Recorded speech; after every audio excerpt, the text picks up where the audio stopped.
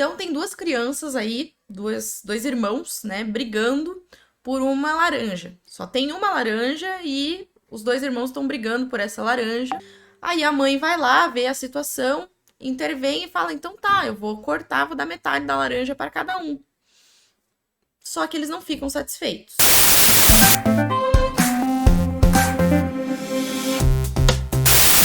Olá, meu nome é Daniele Farinhas, eu sou advogada, especialista em negociação, palestrante e professora universitária. Então, primeiramente, eu quero dar as boas-vindas e agradecer a todos que estão assistindo esse vídeo. Esse é o primeiro vídeo aqui do meu canal. Quem me conhece sabe que eu dou alguns cursos presenciais de negociação. E, finalmente, eu resolvi criar coragem e começar a gravar alguns vídeos online que possam atingir aí o maior número de pessoas possível e ajudar os advogados que trabalham com negociação a dobrar o seu número de acordos. Então, se vocês gostarem desse vídeo, por favor, se inscrevam no canal, deixem seu like, compartilhem com seus colegas, com seus amigos. E o tema do vídeo de hoje, então, é coisas que eu gostaria de saber quando comecei a trabalhar com acordos. Bom, eu comecei a trabalhar com acordos há 4 anos atrás, recém-formada, sem nenhuma experiência na área. Eu comecei a trabalhar no setor negocial de um escritório. Provavelmente, eu acredito, né, que eu fui contratada por ter uma boa capacidade de comunicação, mas eu realmente não tinha nenhuma experiência com negociação. E na época eu entrei para auxiliar a equipe, né? Haviam metas aí grandes a ser atingidas, mas eu não tive assim um mentor para me auxiliar e me dar essas dicas que eu quero passar para vocês hoje.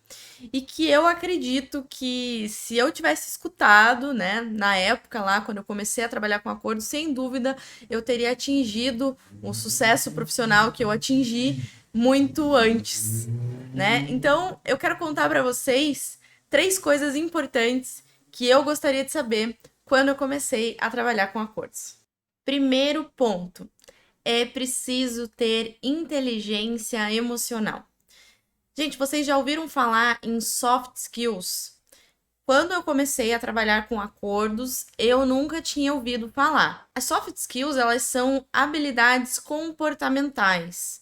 Então, elas são habilidades que a gente desenvolve ao longo do tempo e que normalmente os cursos universitários não nos ensinam, né? O que, por exemplo, o direito nos ensina são as chamadas hard skills, né? Habilidades que a gente desenvolve aí na escola, na academia, né? Na universidade.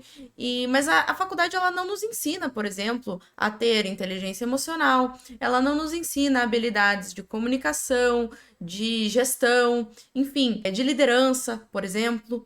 E a inteligência emocional, ela é, então, uma soft skill, né? Uma habilidade comportamental. E eu costumo dizer que para desenvolver essa habilidade, para desenvolver inteligência emocional, você precisa de 2 outras grandes habilidades: autoconhecimento e empatia. O que é autoconhecimento? Você se conhece?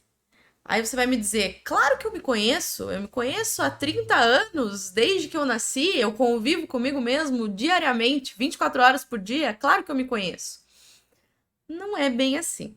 Essas 24 horas por dia que a gente passa com a gente mesmo, muitas vezes nós estamos aí na correria, do trabalho, da família, da rotina, do dia a dia, e a gente não para fazer uma autoavaliação. E aí, em situações de conflito, né, em situações de negociação, que é aí o que a gente está trabalhando, é muito mais fácil a gente julgar as atitudes da outra pessoa, né? Então dizer, olha, eu não consegui fechar aquele acordo porque o outro advogado é uma pessoa muito difícil, ele não me escuta, ele não me deixa falar, ele isso, ele aquilo. E não só nas negociações, né? Às vezes no relacionamento é muito mais fácil a gente dizer, ah, porque o outro não me escuta, porque o outro não deixa eu falar, porque o outro é egoísta, ele só pensa nele mesmo e por aí vai. Bom, então a gente às vezes não para fazer essa autoavaliação. E aí tem várias ferramentas de autoconhecimento que podem ser utilizadas, mas para vocês que estão começando, eu indico uma ferramenta que eu até vou compartilhar aqui com vocês um modelinho, vou deixar para vocês aqui, vocês podem baixar o modelinho em Word, que seria fazer um diário de observação. O que é esse diário? É como se fosse um diário, né? Mulheres aí, meninas, principalmente da minha geração aí, talvez já tiveram um diário quando eram crianças. Eu fazia quando era criança. Então é um diário, mas mais específico para suas negociações, né? O que você vai anotar nesse diário? Como que foram as minhas negociações hoje? Né? Como que eu agi? Por exemplo, eu fiquei nervoso, eu fiquei com medo, eu recuei, ou eu fui agressivo, eu fui muito impaciente. Enfim, coloca lá os teus sentimentos e as atitudes que você tomou a partir do que você sentiu. E aí você vai anotar também em quais situações você se sentiu, né, dessa forma. Então, o que a outra parte falou que fez com que você se sentisse daquela forma, né? Por exemplo, a outra parte te falou, né, em tom de ameaça, fez com que você sentisse ali medo, né, com que você tivesse uma sensação ali que precisasse recuar, que não pudesse seguir na negociação. Enfim, o diário de observação, ele é uma ferramenta que vai te ajudar a refletir sobre as suas atitudes, né, e ter uma compreensão maior sobre você mesmo. Porque muitas vezes essas situações elas acontecem e quando a gente não reavalia o porquê que aconteceu, a gente pode repetir isso como um padrão de comportamento. O nosso cérebro, ele é um músculo, né? E assim como os outros músculos do nosso corpo, ele pode e deve ser treinado.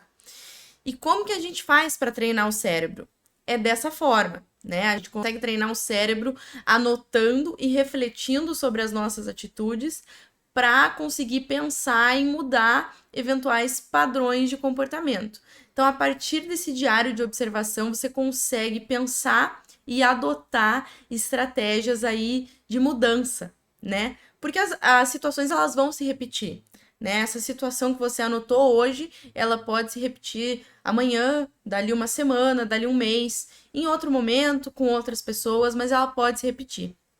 E aí, com o diário, você consegue, então, trabalhar essa habilidade do autoconhecimento e pensar em estratégias para mudar os seus padrões de comportamento e melhorar, então, as suas negociações a partir disso.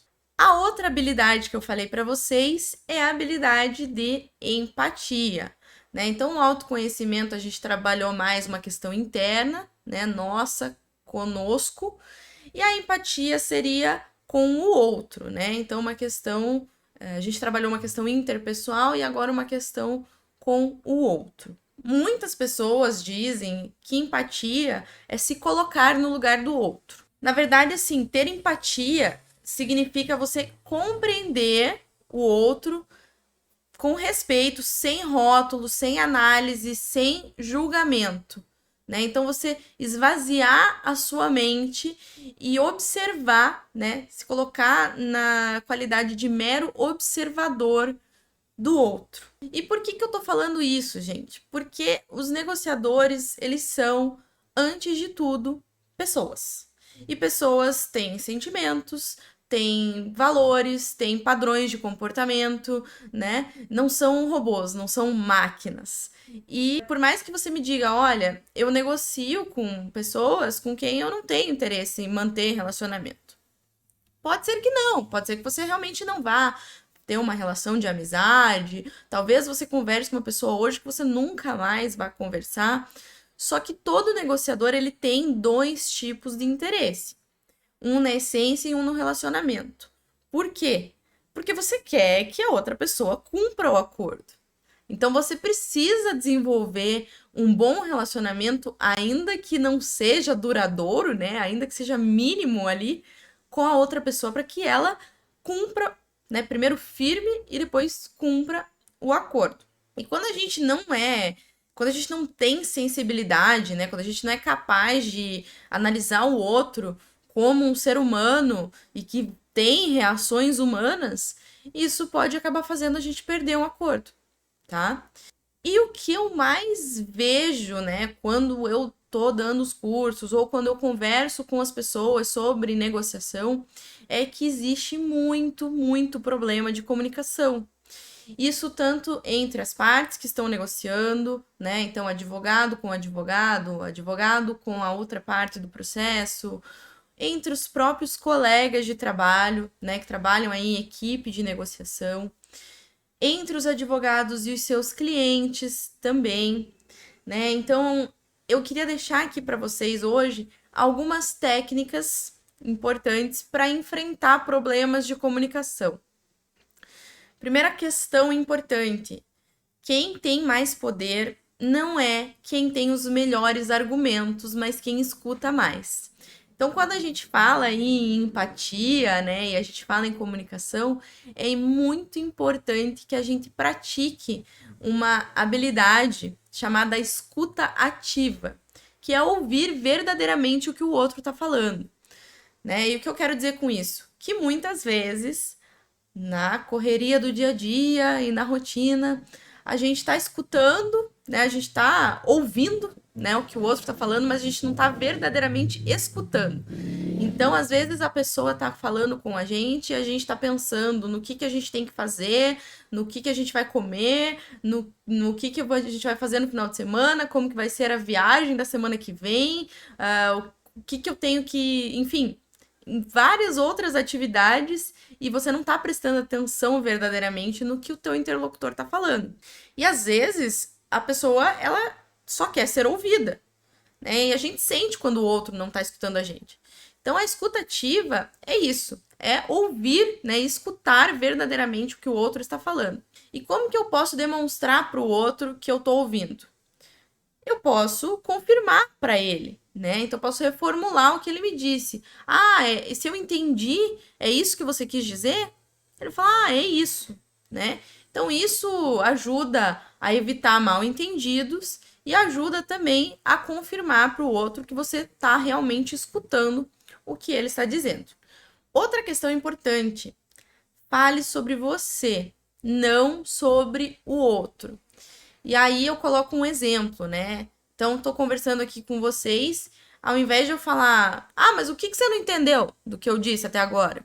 Eu falo, algo do que eu falei não ficou suficientemente claro para vocês. Por quê? Porque aí eu não tô atribuindo a culpa a vocês. Quando eu falo o que vocês não entenderam, parece que vocês são culpados por não terem entendido o que eu tô explicando para vocês. E não, às vezes eu não transmiti a informação de uma forma que ficou suficientemente clara.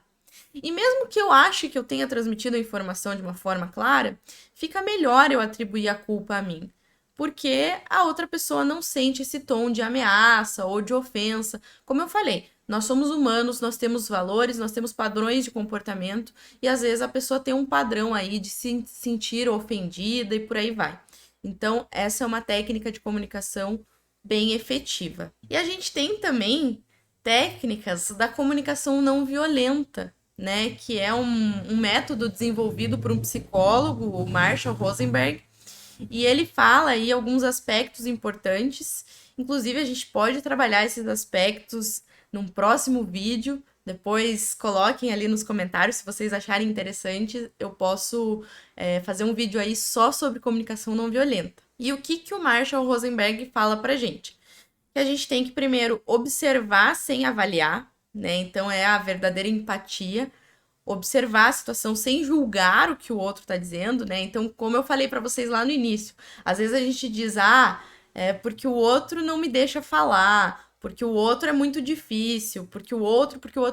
Então, seria observar mesmo sem julgar, né? Sem avaliar o outro. Depois, verificar como que a gente está se sentindo diante dessa situação que a gente observou. E aí até entra a questão interpessoal, né, do diário que eu trouxe ali para vocês. Então, por que eu tô me sentindo com medo? Por que eu tô me sentindo assim, né? E depois que a gente observa a situação e reflete o que a gente está sentindo e o que a gente está precisando, aí sim nós podemos então solicitar ao outro que tome uma atitude que satisfaça as nossas necessidades. E aí, gente, o Marshall Rosenberg, ele diz, né, que falar com empatia consiste em relatar somente o fato, separando a pessoa do problema, né? Então, sem julgar a pessoa e revelando os nossos sentimentos e as nossas necessidades. Segundo ponto, por melhor que seja a sua proposta, nem sempre você irá fechar o acordo. Por quê, gente? Porque nem sempre o interesse da outra parte é compatível com a sua proposta. Quando eu comecei a trabalhar com acordos, eu pensava, nossa, mas eu tenho aí uma proposta de 50 mil reais, ainda não tem sentença no processo, pode ser que a outra parte perca e ela vai receber esse valor daqui 15 dias. Como que ela não fecha o acordo? Não é possível. Gente, aqui a gente tem que trabalhar um conceito importante de interesses e posições. O que significa isso? O interesse é aquilo que a pessoa ela realmente quer, né? A verdadeira necessidade da pessoa. E numa situação de conflito, nem sempre, na verdade, na maioria das vezes, o interesse não é verbalizado, tá? E a posição é aquilo que a pessoa declara que ela necessita. Então, é a forma que ela acha melhor para alcançar o objetivo dela. Vou trazer aqui um exemplo para vocês, que é um exemplo muito corriqueiro. Se vocês lerem aí qualquer livro sobre negociação, é possível que vocês vejam esse exemplo, que é o exemplo da fruta, tá? Da laranja. Então, tem duas crianças aí, dois irmãos, né, brigando por uma laranja. Só tem uma laranja e os dois irmãos estão brigando por essa laranja. Aí a mãe vai lá, vê a situação, intervém e fala, então tá, eu vou cortar, vou dar metade da laranja para cada um. Só que eles não ficam satisfeitos. Por quê? A posição deles é que eles queriam a laranja. Mas a mãe não perguntou para essas crianças qual que era o verdadeiro interesse deles, tá? E aí o pai, quando chega em casa mais tarde e vê ali a situação, os dois ainda continuam chateados, a mãe também, enfim, ele pergunta, mas o que aconteceu? O que vocês queriam? E aí uma das crianças, um dos irmãos diz, eu queria a casca da laranja, porque eu queria fazer um bolo. E o outro diz que queria o interior da laranja, porque queria fazer um suco. Então vejam, a posição deles é querer a fruta, querer a laranja. E aí dá a impressão que a única solução possível seria então dividir ao meio, né? Ou um iria ter que ceder. Mas não. Quando a gente analisa os interesses por trás da posição deles, a gente vê que existe uma possibilidade de dividir, então um ficar com a casca e o outro com o interior. Ambos saem satisfeitos e não tem essa questão, né, de um precisa ganhar para o outro perder, um precisa ceder, porque realmente um dos irmãos não ia precisar da casca e o outro não ia precisar do interior, né? Então a gente diz que a olhar, né, para os interesses por trás de posições opostas pode fazer com que a gente encontre uma opção alternativa que atenda aí aos interesses de ambas as partes. E a negociação de posições, ela acaba colocando tanto o relacionamento como a essência do problema em conflito. Como que eu faço, né, então, para negociar com base nos interesses? Então, primeiro ponto, a gente precisa ter empatia, né? Tentar entender qual é o lugar do outro, né? Tentar se colocar no lugar do outro e refletir por que ele quer a laranja. Nem sempre a gente vai entender, né? Mas se a gente não estiver entendendo, a gente pode perguntar ao outro por quê. E quando a gente for perguntar, a gente precisa deixar claro que a gente quer entender a real necessidade. Então, por exemplo, vamos supor que eu sou uma das irmãs, e aí eu exponho para o meu irmão e falo, olha, eu quero entender por que você quer a laranja, só para a gente tentar resolver essa questão, porque eu queria fazer um suco. Então, de repente, você quer também fazer um suco? Qual que é? Ele fala, não, eu quero fazer um bolo com a casca. Fala, então a gente tem, né? A gente tem um denominador comum, a gente pode dividir aqui. Eu corto a casca, você faz o teu bolo, eu faço o meu suco e depois a gente faz um lanche juntos ainda, né? Então, esse seria o ponto. Eu, muitas vezes, eu não fechava os acordos porque eu estava falando com outros advogados. E o que advogado quer? honorários, né? E aí, assim, depende muito, aí vai depender, né, do teu cliente, da possibilidade que você tem de fazer o acordo, se você tem uma possibilidade flexível. Por exemplo, eu já fechei acordos meio a meio. 50% do valor seria referente a honorários e a outra metade seria para a parte. Aí você vai me dizer, nossa, mas isso é ilegal ou isso é injusto. Pode ser que pareça injusto para você, mas a gente não sabe qual que era a situação da pessoa. Às vezes a pessoa já estava devendo para aquele advogado e tudo isso foi feito de forma legal, com a anuência do cliente, com a anuência da outra parte, né? Tudo assinado, sem passar por cima aí do interesse de alguém. Então, é importante a gente analisar essa questão de interesses e posições, porque às vezes a gente pensa que a nossa proposta é excelente, mas por que que a outra parte não está aceitando? E aí fica naquele embate, né, sem entender. Então é muito importante aí entra de novo a questão da comunicação, né, do diálogo. Então pergunta aí por quê, né? E as pessoas elas escutam melhor quando elas sentem que você as entendeu. Se você quer que os seus interesses sejam levados em consideração, demonstre para o seu interlocutor que você considera os dele também. E aí é importante a gente apoiar, né, o nosso interlocutor com a mesma força e o mesmo vigor que a gente enfatiza o problema. Então, quando a gente fala aí em separar pessoas do problema, a gente quer dizer que é importante ser firme com o problema, mas gentil com as pessoas. Porque às vezes a gente acaba confundindo, né? A gente tá com um certo sentimento de raiva diante daquela situação de conflito e a gente acaba estendendo isso para o nosso interlocutor. E não é legal. Na verdade, a gente tem que atuar como parceiro da outra parte, enfrentando o problema. Qual que é o problema? É o conflito, é a busca pela solução, é o acordo que a gente quer atingir. Então a gente precisa atuar aí como parceiros para estimular até a criatividade um do outro e pensar em soluções que sejam vantajosas para ambos. Terceiro ponto. É preciso ser criativo nas negociações. O que eu quero dizer com isso? É importante criar várias opções e soluções vantajosas para ambas as partes. Quando a gente falou ali em separar a pessoa do problema e atuar como parceiros para estimular a criatividade um do outro, é porque quando a gente cultiva criatividade, a gente se torna resolvedores de problema melhor. A criatividade, ela é uma habilidade inata a nós, mas ela deixa de ser estimulada com o passar dos anos, tá? Muita gente fala, nossa, mas eu não sou criativo, eu não consigo pensar nem um nome pro meu cachorro, por exemplo. Vocês são criativos. Nós somos criativos. Eu pensava isso também. Eu sempre pensei isso, tenho dificuldade de criar nomes. Isso até foi um ponto que foi difícil para mim quando eu comecei, né, quando eu pensei em começar a gravar esses vídeos, a questão da criatividade. Mas a gente precisa estimular a criatividade. E aí, dentro da questão das negociações, existem 4 obstáculos principais que acabam dificultando a criação de opções. O primeiro ponto deles é o pré-julgamento, que é uma coisa que acontece muito, né? A gente tem medo de ter as nossas ideias julgadas. Então, muitas vezes a gente tem medo de expor alguma ideia para outra parte, porque a gente tem medo que ele fale, nossa, que absurdo, né? Ou algo nesse sentido. Mas a gente não pode ter medo, tá? Porque quanto mais ideias surgirem, melhor.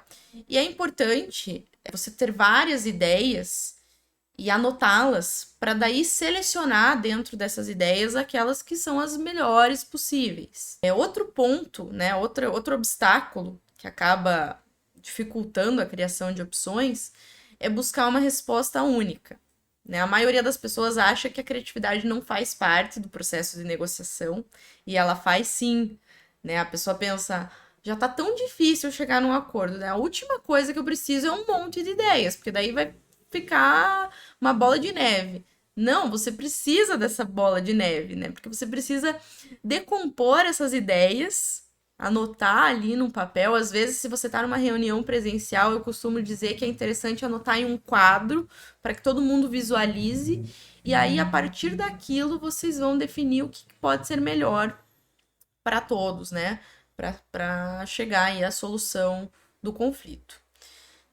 Outra questão, acreditar que não há meio termo, né? Ou eu ganho ou você ganha. Aí a gente pode trazer de volta o exemplo da laranja. Não tem como, porque eu não quero dividir a laranja e eu não quero ceder. Ah, então se você ficar com a laranja, eu vou ficar sem. Ou eu tenho que ficar com metade e você metade, eu não quero ceder. Só que se a gente investigar, né, os interesses e as opções que existem ali, a gente pode ver que existe uma possibilidade de ambos saírem ganhando sem um ou outro ter que ceder.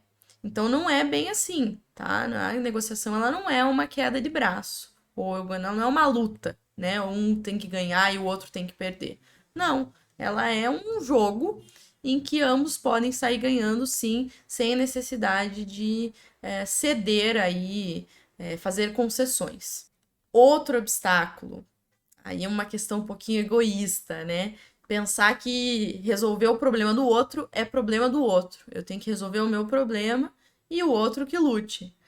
Não é bem assim, né? A gente está ali como parceiros para resolver um problema em comum, né? A gente quer chegar a um denominador comum, uma solução para o conflito.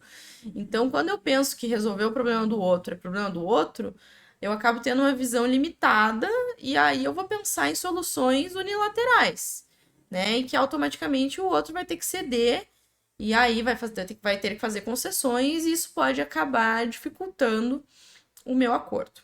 E como que eu faço então, né, para criar essas opções criativas? Como que eu faço para desenvolver minha criatividade?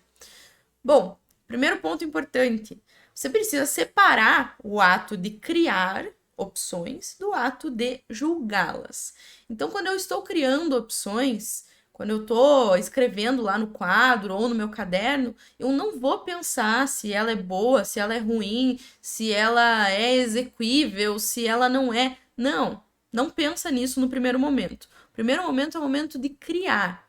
Vocês já ouviram falar em brainstorming?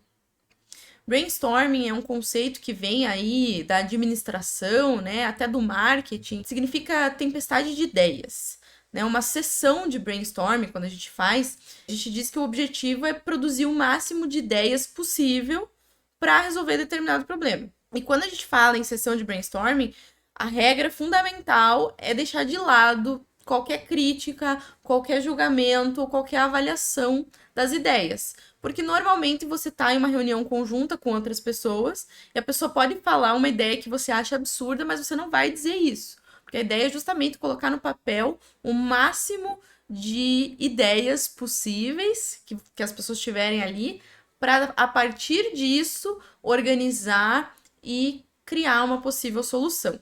E aí você pode até fazer isso com o teu interlocutor, né? Se você tiver essa liberdade, essa opção, ou mesmo sozinho. Mas assim, quando a gente se sente livre, né, para expor as nossas ideias, a gente consegue gerar soluções mais construtivas. Outra questão legal, né, para criar opções criativas. Buscar acordos vantajosos para ambas as partes. E como que eu vou fazer isso? Vou procurar interesses em comum e vou procurar interesses diferentes, mas que sejam conciliáveis. No caso da laranja ali, os interesses eram diferentes, né? Fazer um bolo e fazer um suco, mas eles foram conciliáveis. E outra questão também importante é a gente precisa procurar facilitar a decisão da outra parte. Então, quando a gente já vem com uma proposta pronta, por exemplo, é muito mais fácil da outra parte dizer se ela aceita ou não, do que eu chegar para vocês e dizer, por exemplo, eu quero fazer um acordo nesse processo. Qual que é a tua proposta? Né? Fica um pouco mais difícil. Então, é importante já ter essas opções de facilitar a decisão da outra parte e usar, gente, critérios objetivos. Quando a gente fala em justiça, quando eu falei para vocês do acordo que eu fiz meio a meio lá de honorários, muitos podem pensar, nossa, esse acordo é injusto. Só que a justiça ela é muito subjetiva, né? O que é justo para mim pode não ser justo para o outro, pode não ser justo para vocês. Então, quanto mais critérios eu utilizar, e quando eu digo critérios, eu estou falando de critérios de imparcialidade, de eficiência ou de mérito científico, o que significa isso?